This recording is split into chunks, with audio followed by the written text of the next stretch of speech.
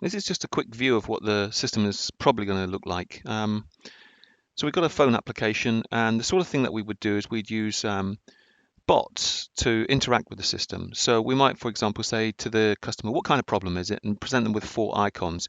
We've got an electrical icon, a plumbing icon, a heating icon, and a something else icon.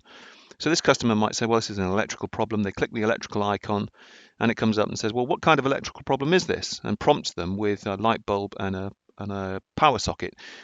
So you can see what we're doing here is we're having a richer interaction with the user than you would normally have with if there was a person on the other end of this call, because we're offering options, and they can pick. So we're offering 2 options here. So let's pick light bulb, and then we would say, for example, something like lighting, which room has the problem? Hold your ears here while we type this in. So then the user would say, or the tenant would say, kitchen light is not working. So that's just a really quick, 3 or 4 screens to show you the type of thing that we're thinking of. I've got another example here of a demo which has already been built. This one is unfortunately not exactly for the housing management industry, but it's for a commercial online retailer. So let's have a look at this quick video. And it says things like, hi Lily, I'm happy to help. Here are your most recent orders. So there you can see there's a couple of orders there, and we've got order details. The customer could click that if they wanted to, but let's carry on. It says there, show more orders or help me find an order. So what this customer does is click help me find an order, and let's see what happens. Click help me find an order. It says, okay, I see you've placed 38 orders with us this year. Carries on. Thanks for your business. That's just a nice little polite thing to say. Do you remember when the order was placed, what it contained, or do you have an order number? Obviously, you need something from about the order to try and find it. And then they have a little bit of a think, and let's catch up with this. And they say, probably March or April, and it contained a pencil holder. So now the system can automatically go away and take that. It can take the language which exists in that sentence, it can imbue meaning from it, and it can go away and it can execute the query against the database about what happened here. So it does. It says, I found an order from February 2016 which contained a pencil cup and 4 other items. And we can see here, there's the order, look. And we say, is this the order you're looking for? And we're just simply waiting for a yes or a no from the customer there. So they've clicked, you can see it's grayed out there, they've clicked yes, and that's going to be the end of the dialogue.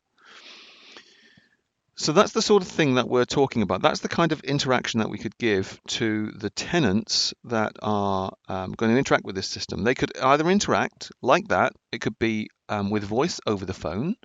It could be that one of your Sentinel staff interacts with this system and relays those kind of comments onto the person on the other end of the phone.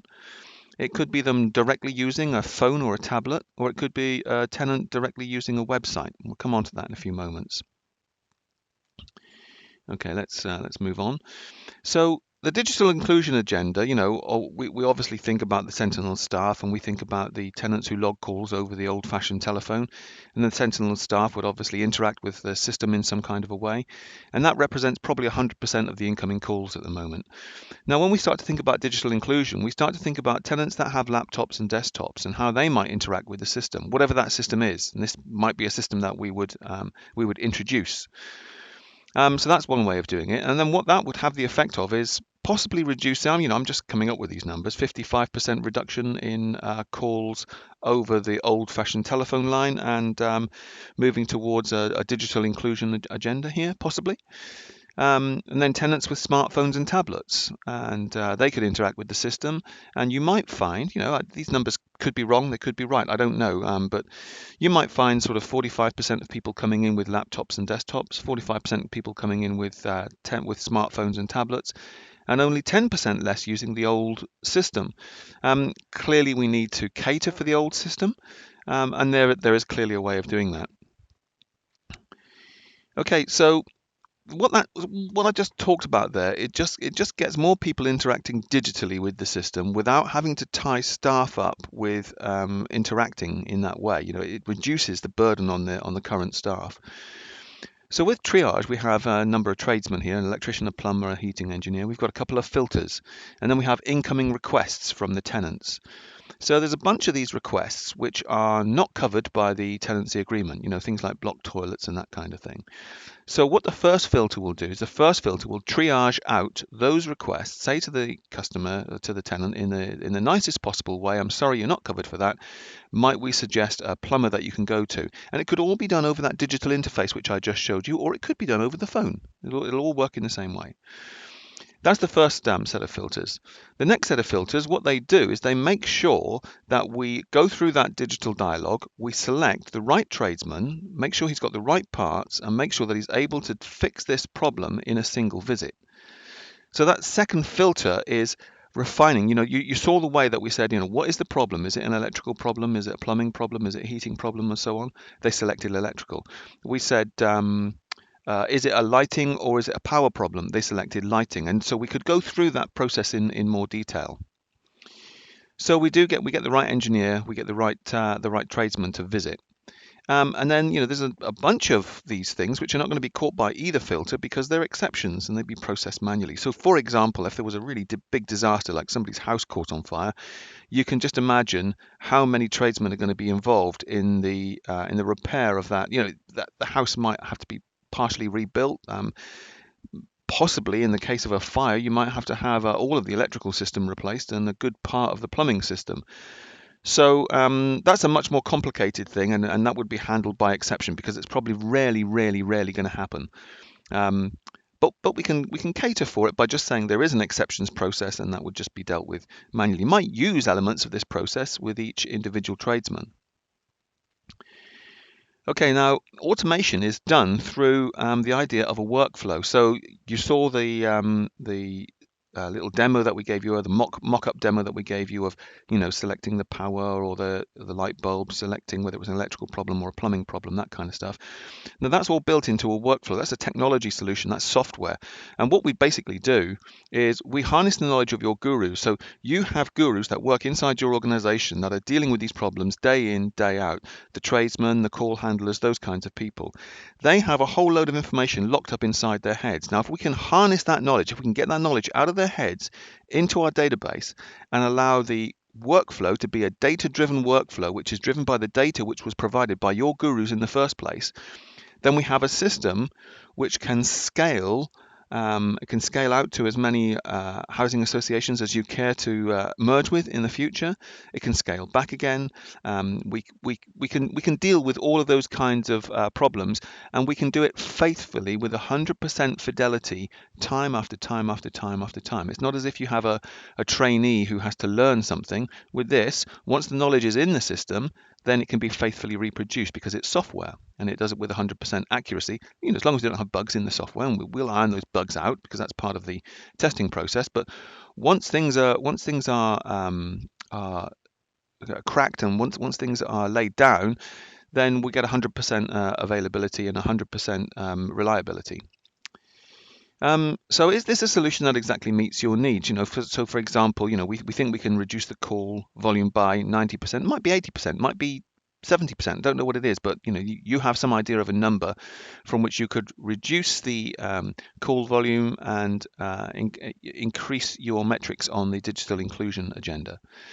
Well, you could also automate most processes by getting hold of the knowledge that is inside the heads of your gurus who understand all this stuff and systematizing it. We'll be able to filter out not covered calls, so the calls which are not covered are not part of the tenancy agreement. Getting the right tradesman with the right parts in a single visit. Now, that probably meets most of the requirements, but the question is that everything? So can you tell us what other things might be in a solution which exactly meets your needs? There might be other things that we haven't sort of understood or caught here. What are those things? Okay, and is there anything else? And is there anything else? And is there anything else? And is there anything else? And there's anything else? And we keep saying that until they are worn down by it.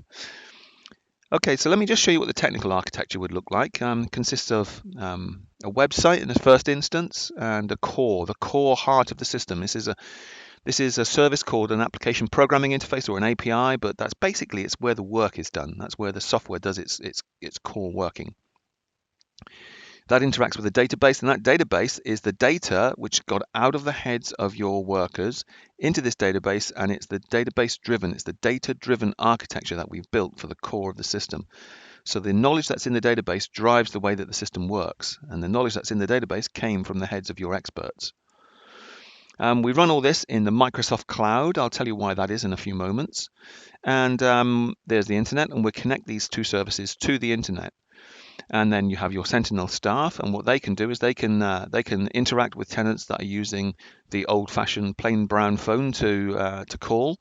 And what they then do is they interact with the website. The website interacts with the core, and the core interacts with the database to drive us through to a decision.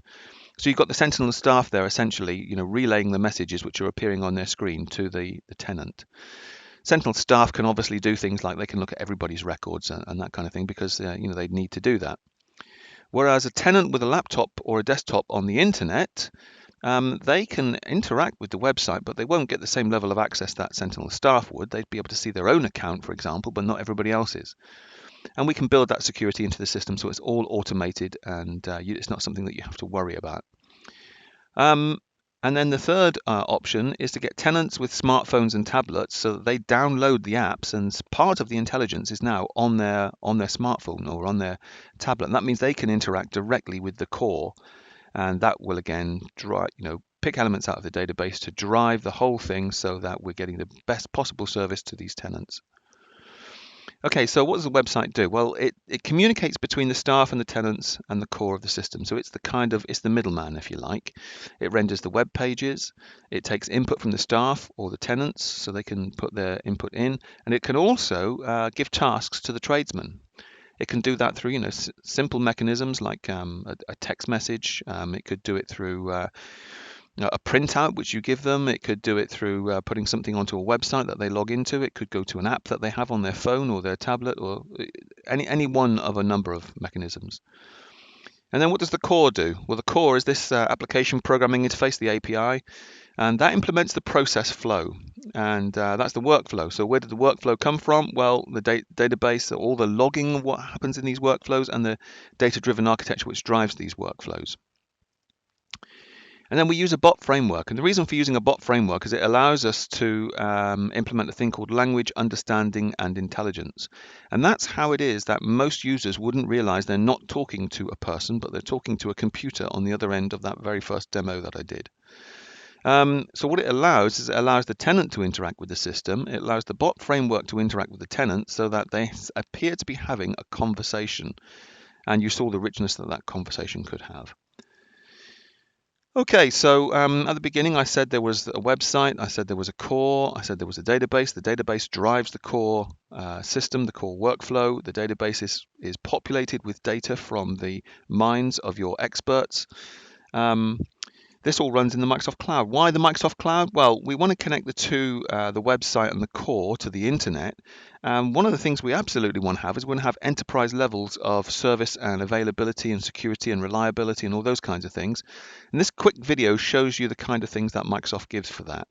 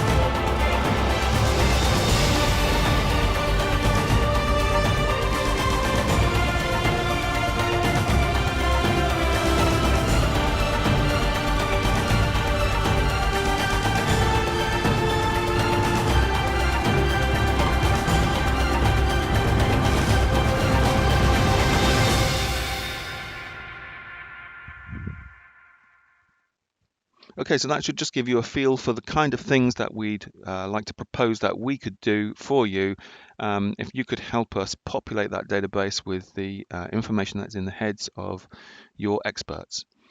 Thanks for your time.